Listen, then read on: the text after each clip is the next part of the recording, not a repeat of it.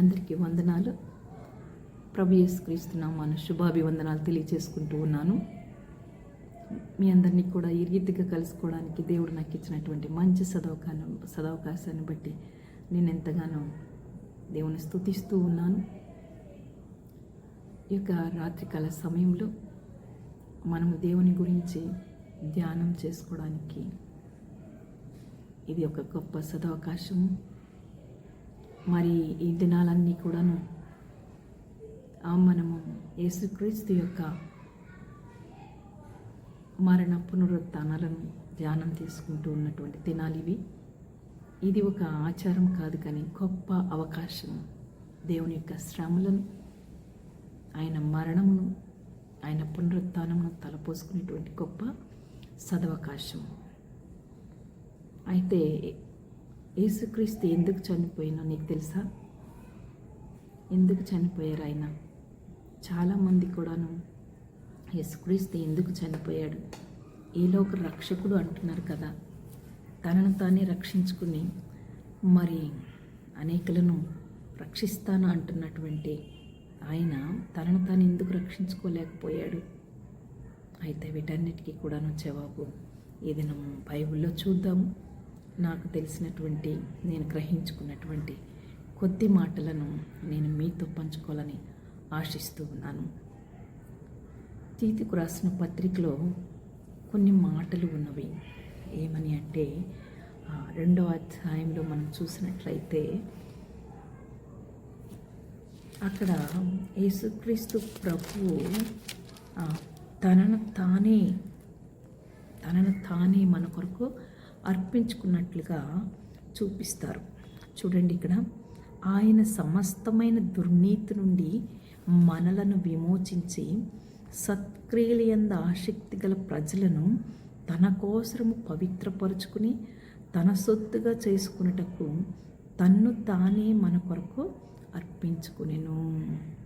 చూసారా ప్రియులారా, తన్ను తానే మన కొరకు అర్పించుకున్నారంట. ఎందుకు అంటే ఆయన సమస్తమైన దుర్నీతి నుండి మనలను విమోచించుట కొరకు, తర్వాత సత్క్రియలందు ఆసక్తి గల ప్రజలను తన కోసము పవిత్రపరుచుకుని తన సొత్తుగా చేసుకున్నటకు తనను తానే మన కొరకు అర్పించుకున్నారు అని చెప్పేసి ఇక్కడ వ్రాయబడి ఉంది. మరొక చోట మనం చూసినట్లయితే హెబ్రీలకు రాసిన పత్రిక 2వ అధ్యాయంలో కూడా మనం చూసినట్లయితే అక్కడ కూడా కొన్ని మాటలు ఉన్నవి.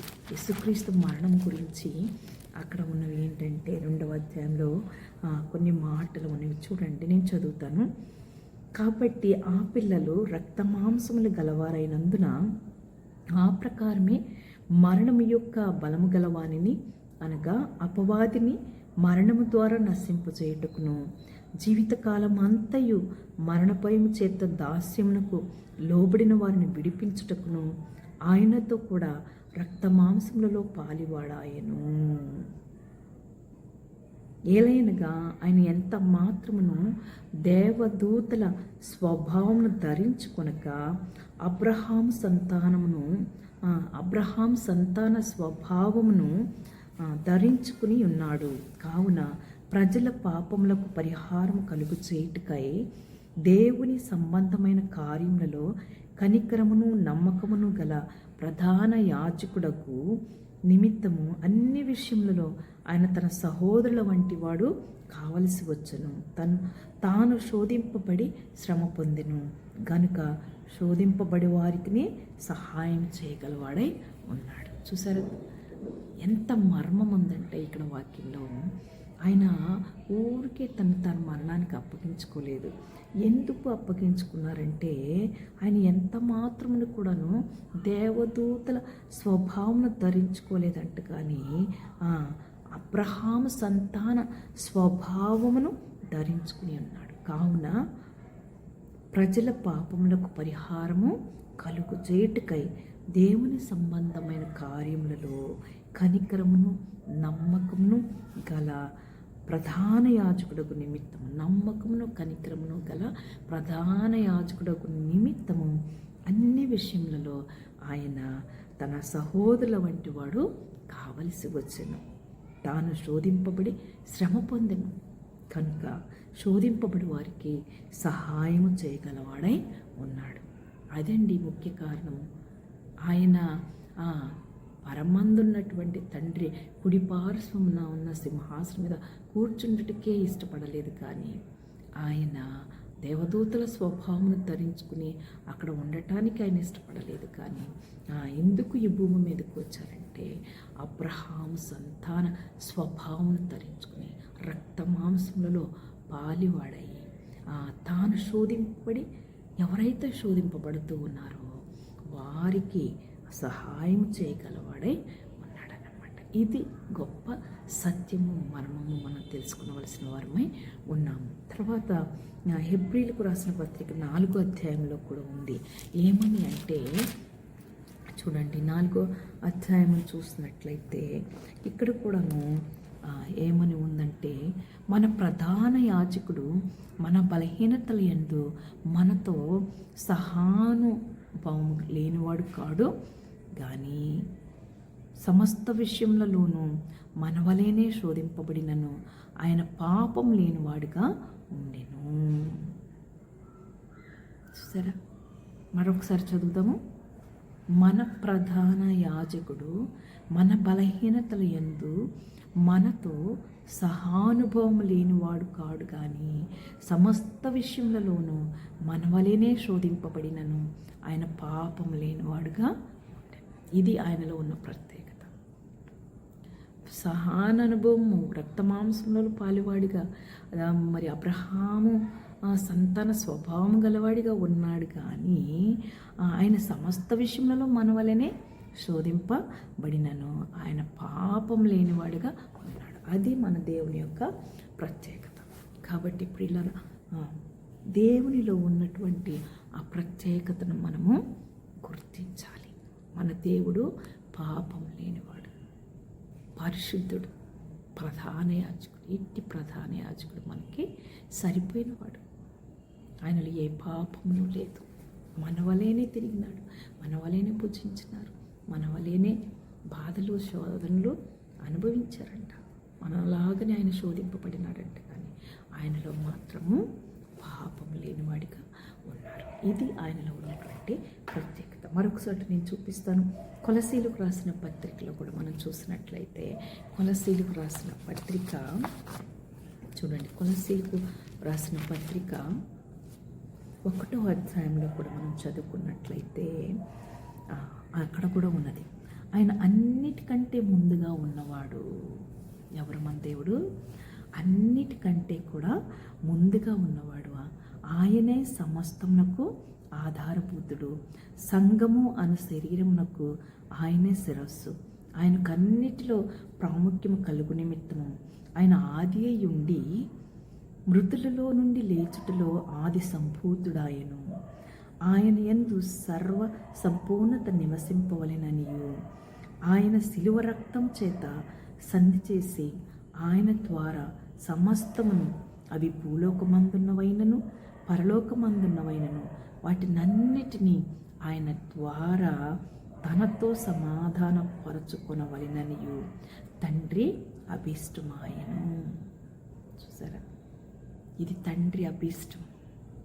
తండ్రి తన కుమారుణ్ణి ఈ లోకానికి పంపిన ఉద్దేశము ఏమిటి అంటే, ఆయనంట శిలువ రక్తము చేత సంధి చేసి మనకిని తండ్రికిని ఆయన తన శిలువ రక్తము చేత సంధి చేసి ఆయన ద్వారా సమస్తమును, అవి భూలోకమందైనను పరలోకమందున్నవైనను, వాటినన్నిటినీ ఆయన ద్వారా తనతో సమాధానపరుచుకునవలెననియు తండ్రి అభీష్టమాయను. చూసారా, ఎంత గొప్ప మర్మం. మనం అనుకుంటాం ఊరికినే ఆయన చనిపోయాడు, ఊరికినే అని అనుకుంటారేమో. లేదు లేదు, ఆయన చనిపోవడానికి ఒక కారణము ఉన్నది. నిన్ను నన్ను రక్షించుట కొరకు తన శిలువ రక్తము చేత తండ్రికిని మనకిని సంధి చేయుట కొరకై ఆ సమస్తమును, అవి పరలోకమందున్నవైనను భూలోకమందున్నవైనను సమస్తము కూడా ఆయన ద్వారా తనతో సమాధానపరచవలెనని. ఎవరితో? తనతో అంటే తండ్రితో సమాధాన పరుచుకునవలెనని తండ్రి అభిష్టమైన. ఎవరిని వాడుకోలేదు. అన్ని నామముల కంటే పైనామం యేసు నామము.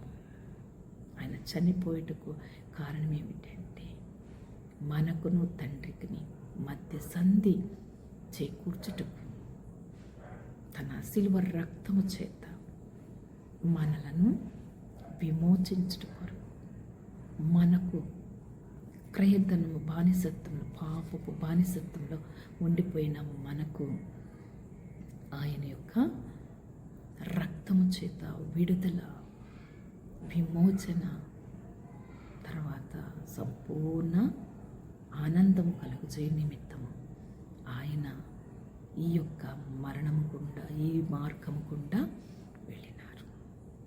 ఎందుకంటే మనకును తండ్రికి సంధి చేకూర్చుట కొరకు, మనకు తండ్రికి మధ్య ఏమైనా విరోధం ఉంటే వాటన్నిటినీ కూడా సరిచేయటం కొరకు, తండ్రితో సమాధానపరచటం. అందుకే ఆయన మరణము కావాల్సి ఉన్నది. అది కూడా తండ్రి అభీష్టమైనది. కుమారుడు కూడా, తండ్రి నీ చిత్తమైతే ఈ పాత్ర నా ఎద్దు నుండి తొలగించు అని ఏడ్చాడు. చెమట రక్త బిందువులుగా రక్తము చెమట బిందువులుగా కారే వరకు కూడా ఆయన కిచ్చమనే తోటలో ఎంతో వేదన పడుతూ ఆయన ఏ మార్గము గుండా వెళ్ళాలి, ఎంత శ్రమ పడవలసి ఉన్నదో, ఎంత నలిగిపోవలసి ఉన్నదో, ఎలా తన దేహమంతా దున్నబడిపోతూ ఉన్నదో అవన్నీ కూడా ఎరిగినవాడు. చీల్చివేయబడింది ఆయన శరీరం. కొట్టినప్పుడు కూడా మాట్లాడలేదు, ఉమ్ము వేసినప్పుడు కూడా ఆయన ముఖం తిప్పేసుకోలేదు, గుద్దినప్పుడు ఆయన బాధపడలేదు. పరలోకం నుండి గొప్ప సైన్య దూతల సమూహం వ్యూహం ఆయన తెంపగలిగిన సమర్థుడు అయినప్పటికీ కూడా ఆయన ఒక మానవుడిగా బిహేవ్ చేశారే కానీ తాను ఒక పరలోకపు అధికారిని అని చెప్పి ఆయన మాత్రం అక్కడ రుజుపరచుకోవడానికి ఇష్టపడలేదు. ఆయనే కనుక ఆ మార్గాన్ని కోరుకోకుండా ఉండనట్లయితే ఈనాడు మనకి ఈ రక్షణ, ఆనందము, సంతోషము మనకుంటనే ఉండదు. ప్రియులారా, దేవుని సన్నిధిలో మనం నిజమైన భక్తి చేయాలి. ఆయన కొరకు బ్రతకాలి, ఆయన కొరకు జీవించాలి.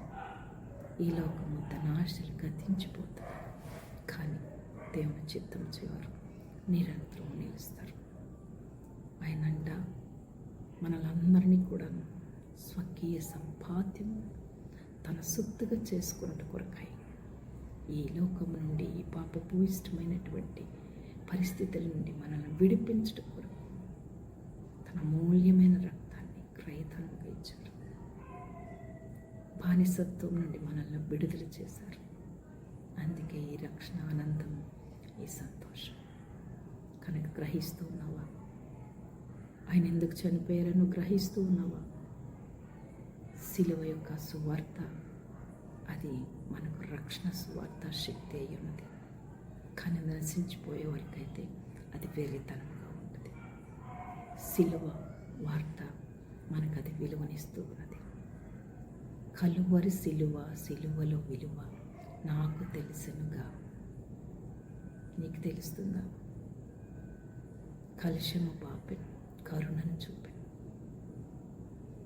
ఎవరి కోసమో ఈ ప్రయాణం, ఎవరి కోసమో ఈ ప్రయాణం, ఎవరిని రక్షించుట కొర ఈ లోక జనం కొరకే, నీ కొరకు, నా కొరకే ఆయన మరణించినది. సిలువలో సాగింది యాత్ర, కరుణామయిని పాత్ర. ఆ పాట మనకు తెలుసు, మనం పాడుకుంటూ ఉంటాం, కానీ అనేక మార్లు మర్చిపోతూ ఉంటాం. చెల్లుమని కొట్టింది ఒకరు, తన తన మోము పైన ఉమ్ము పోసింది మరొకరు, కొట్టింది ఒకరు. పాలు కారే దేహం మీద ఆయనను కొట్టారు, ముండ్ల కిరీటం పెట్టారు, అదిమారు. ఆయన నోరు తెరవలేదు. ఎందుకంటే మౌనముగా అవన్నీ సహించుకున్నారు. ఎందుకంటే ఆయన కలిగి ఉన్నటువంటి ప్రణాళిక, ఉద్దేశం. ఆయన కనుక అది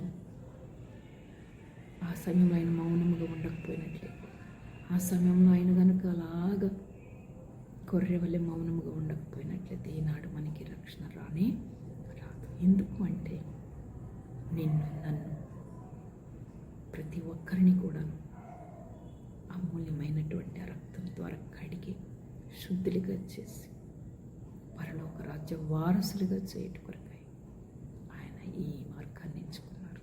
కాబట్టి ప్రియులారా, దేవుని యొక్క ఆ శక్తిని, ఆ ప్రభావమును, ఆయనలో ఉన్న ఘనతను, ఆయనలో ఉన్న మహత్యాన్ని, ఆయనలో ఉన్న శక్తిని నేను వెరుగుతూ ఉన్నావా? ఆయన ఎవరో నీకు తెలుసా? తెలియకపోయినట్లయితే ఈనాడే ప్రార్థన చేయి, గుర్తించు. ఆయనలో ఉన్నటువంటి మహత్యాన్ని నువ్వు కూడా పొందుకో, తెలుసుకో. మరణ ఛాయ గల దేశ నివాసుల మీద వెలుగు ప్రకాశించినట్టు ఉన్నారు. చీకటిలో నడుచు జనులు గొప్ప వెలుగును చూశారని అంటున్నారు. కాబట్టి గొప్ప వెలుగు చూద్దాం. ఆయన యొక్క వెలుగు మన మీద ప్రకాశించినట్లుగా మనము ఆయనలో ఉన్నటువంటి ఆ ప్రభావాన్ని, శక్తిని కోరుకుందాం. ఆయన ప్రియమైన పిల్లలుగా ఆయన యొక్క గుణ లక్షణములను కలిగి ఈ శ్రమల దినాలలో ఆయన యొక్క శక్తిని, ప్రభావమును మనం తెలుసుకోవాలి. ఎందుకు అంటే ఆయన మన కొరకు చనిపోయినారు, ఆయన మన కొరకు నలగగొట్టబడ్డారు, ఆయన మన కొరకు క్రయధనం చెల్లించారు. ఆయన తప్ప మనకి ఈ లోకంలో ఎవరునూ లేరు. ఆయన గాక ఇంకా ఈ లోకంలో ఘనమైన వారు, యోగ్యులైన వారు ఎవరునూ లేరు. ఇప్పుడు మనం ఆయనతో కలిసి ఉంటే, సహవాసం చేస్తూ ఉంటే, ఇప్పుడు ఆయన నువ్వు తెలుసుకుంటే, రేపు పరలోకంలో చేరవలసి వచ్చినప్పుడు కూడాను ఆయన నిన్ను, నన్ను తన తోతుల ఎదురు, తండ్రి ఎదుట ఒప్పుకుంటారు. జీవవృక్షమును కక్కుగలవారమై ఆ గుమ్మలో ప్రవేశించినట్లుగా ఆ గొర్రెపిల్ల రక్తములో మన యొక్క వస్త్రాలు ఉతికినట్లయితే మనం ధన్యులం అవుతాము, నిత్య రాజ్యములకు వారసులం అవుతాము. జీవగ్రంథంలో మన పేరు లెక్కింపబడుతుంది. యుగ యుగాలు ఆయనతో కూడా ఉండే కృప, బంగారు వీధులు తిరిగే భాగ్యం, నిత్యమైన స్థుతించుకునే కృప మనందరికీ ఎల్లవేళలా దొరుకుతుంది. కనుక ఈనాడే ఇదే ఎందుకు చనిపోయిను, why the lord has died అనేది అర్థం చేసుకో. ఈనాడైనా నువ్వు గ్రహించుకో. ఈనాడైనా ఆ సిలువ విలువను గుర్తించు. సిలువే మనకు శరణ్యము, సిలువే మనకు మార్గం, సిలువే మనకు సత్యము. ఆయనే మన జీవము, ఆయనే మన మార్గం. ఆయన వెళ్ళిన మార్గము కూడానే మనం కూడా వెళ్ళవలసిన వారమే. ఆయన అంటూ ఉన్నారు, నేను వెళ్ళి నేను మీ కొరకు స్థలమును సిద్ధపరుస్తాను. ఎక్కడ అంటే నేను ఎక్కడ ఉంటాను, నేనుండే స్థలంలోనే మీకును స్థలం సిద్ధపరచి వెళ్ళుచు ఉన్నాను. నేను వెళ్ళుట మీకు మేలు అంటూ ఉన్నారు. నేను వెళితే ఆదరణకర్త అయిన దేవుడు మీ ఎత్తుకు వస్తారు అంటున్నారు. కనుక ఎవడు నా యందు నిలిచి ఉంటారు వారు బహుగా ఫలిస్తారన్నది. కాబట్టి ప్రియులారా, దేవుని నమ్ముకుందాము, ఆయనలో నిలిచి ఉందాము, ఆయనను అడిగి పొందుకుందాము, ఆయనను ఘనపరుస్తూ ఆయన కొరకు జీవిద్దాం. దేవుడి కొద్ది